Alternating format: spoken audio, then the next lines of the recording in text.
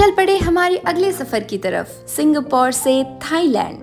Hello everyone, welcome back to my channel.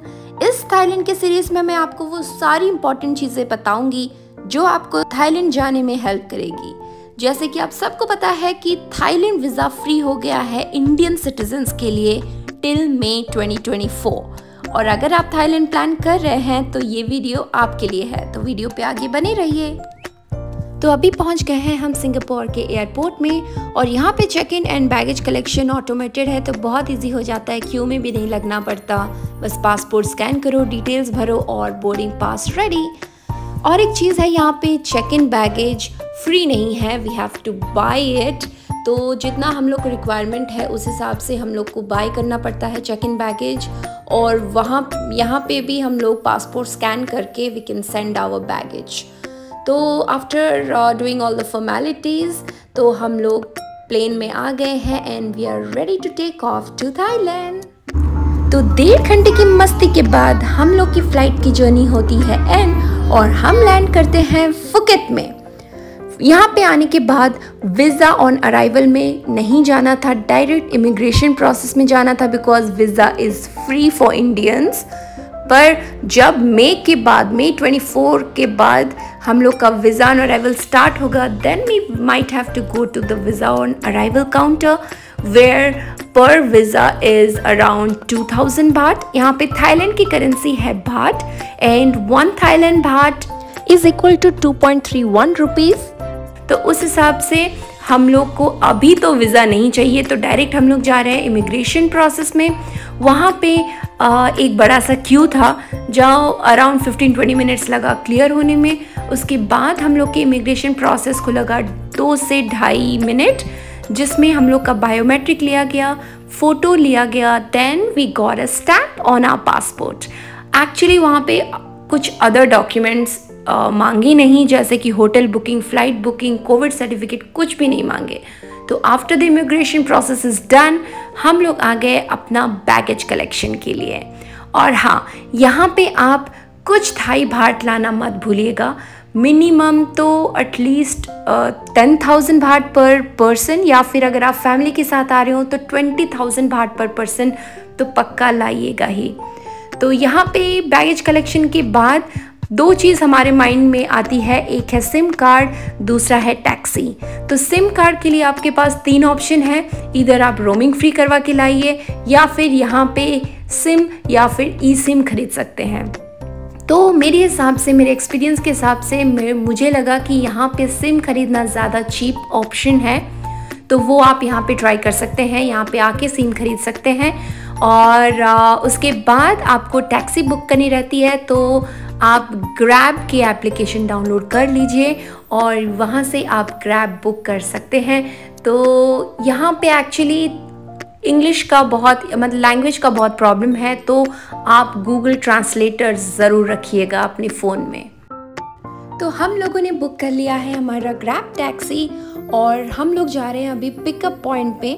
यहाँ पे separate taxi stands होते हैं और वहाँ पे हम लोग फ़िलहाल अभी जा रहे हैं हमारा टैक्सी पिकअप के लिए। और ये देखिए हमारा थाईलैंड में वेलकम हो रहा है, सो स्वीट ऑफ दैम। तो चलते हैं हमारे टैक्सी की तरफ। और यस, यहाँ पे हमेशा टैक्सी में जाना शायद एक्सपेंसिव हो सके, तो यहाँ पे आपको बाइक रेंट करना पड़ेगा। तो बाइक रेंट करने के लिए हमारा इंटरनेशनल ड्राइविंग लाइसेंस एडवाइजेबल है, बिकॉज़ ऐसे कुछ चेक पॉइंट्स होते हैं जहाँ पे पुलिस चेकिंग करती है और वहाँ पे शायद ड्राइविंग लाइसेंस मांगती है। तो ऐसा नहीं है कि without driving license you can not go, because हम लोग भी विदाउट ड्राइविंग लाइसेंस गए थे। तो it's okay to go, but it's recommended to get the international driving license before renting a bike there. Second में, आप जब बाइक रेंट कर रहे हैं तो उसका एक वीडियो या फिर फ़ोटो बना लीजिए, बिकॉज एज अ प्रूफ। ऐसा ना हो कि बाद में owner will blame you for any scratches which you haven't done, so as a proof it is required.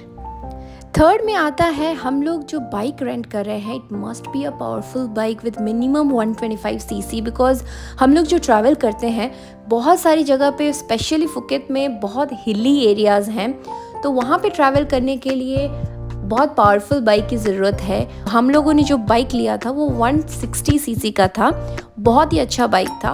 तो उस हिसाब से आप बाइक देख के लीजिएगा जो मिनिमम 125 सीसी का हो। बाइक का रेंटल फ़ी हम लोगों से लिया गया था 500 बात पर डे। और डिपॉजिट गारंटी के लिए इधर वो आपका पासपोर्ट मांगेंगे, आपको पासपोर्ट उनके पास जमा करना पड़ेगा, या फिर अगर आप नहीं करना चाहते तो वो डिपॉजिट मनी आपको उनके पास जमा करना पड़ेगा। हमसे उन्होंने लिया था 5000 बाट डिपॉजिट गारंटी, जो कि रिफंडेबल है। जब आप बाइक लौटाएंगे वो आपको 5000 बाट रिटर्न दे देंगे।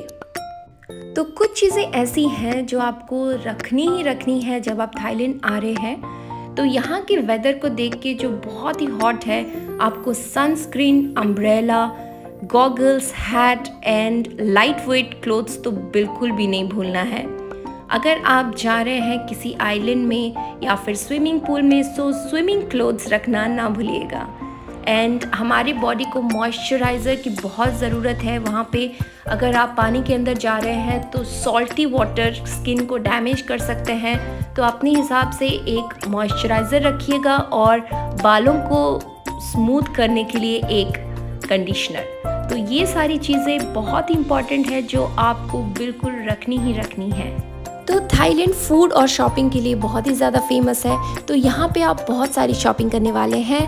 तो ये अगर आपने पहले से ही फ़्लाइट में अपनी बैगेज बाय नहीं की है तो फ़्लाइट से 24 आवर पहले ही आप अपना बैगेज बाय कर लीजिए। बिकॉज़ अगर आपका बैगेज ज़्यादा हो और आपने बैगेज नहीं बाय किया हो तो एयरपोर्ट पे जाके बाय करने में एक्सपेंसिव रहता है। तो it's better to buy 24 hours prior to your flight. Thailand एक फूड लवर के लिए बहुत सारे ऑप्शंस देती है। अगर आप नॉन वेजिटेरियन हो तो ऑप्शंस आर अनलिमिटेड। अगर आप वेजिटेरियन हो तो ऑप्शंस थोड़े कम मिलते हैं, but still there are options, so many options are there. तो हमको जो ज़्यादा पसंद आए यहाँ की ऑथेंटिक थाई फूड में, तो वो है green Thai curry chicken, mango sticky rice, pineapple fried rice with mango salad. यहाँ पे जो मैंगो सैलड देते हैं उसका मज़ा ही कुछ और है, बहुत ही टेस्टी, बहुत ही डिलीशियस होता है वो मैंगो सैलड। आप ज़रूर ट्राई कीजिएगा। और यहाँ पे कोकोनट आइसक्रीम और कोकोनट शेक भी आप ट्राई कर सकते हैं। यहाँ पे बहुत सारी जगह पे मैंने कोकोनट ट्राई किया, पर यहाँ का जो कोकोनट आइसक्रीम और शेक है वो कुछ अलग ही है, बहुत ही अच्छा टेस्ट है उसका। उसके बाद आप ट्राई कर सकते हैं फ्रेश फ्रूट्स। यहाँ के फ्रूट्स बहुत ही फ्रेश हैं, बहुत ही अच्छे हैं, और बहुत सारे डिफरेंट फ्रूट्स हैं जो हमने कभी ट्राई भी नहीं किए थे।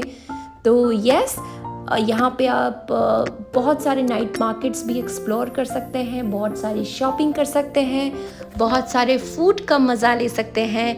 And happy journey to Thailand if you are travelling soon. I'll be glad अगर ये वीडियो से आपको थोड़ी सी भी हेल्प मिली to understand the process of Thailand visa and to understand about the bike rent, cab, SIM card, shopping and the food. और अगर आपको कुछ एक्स्ट्रा इन्फॉर्मेशन चाहिए जो शायद मैंने इसमें कवर नहीं किया हो, then you can ping me in the comment section and I will reply you soon.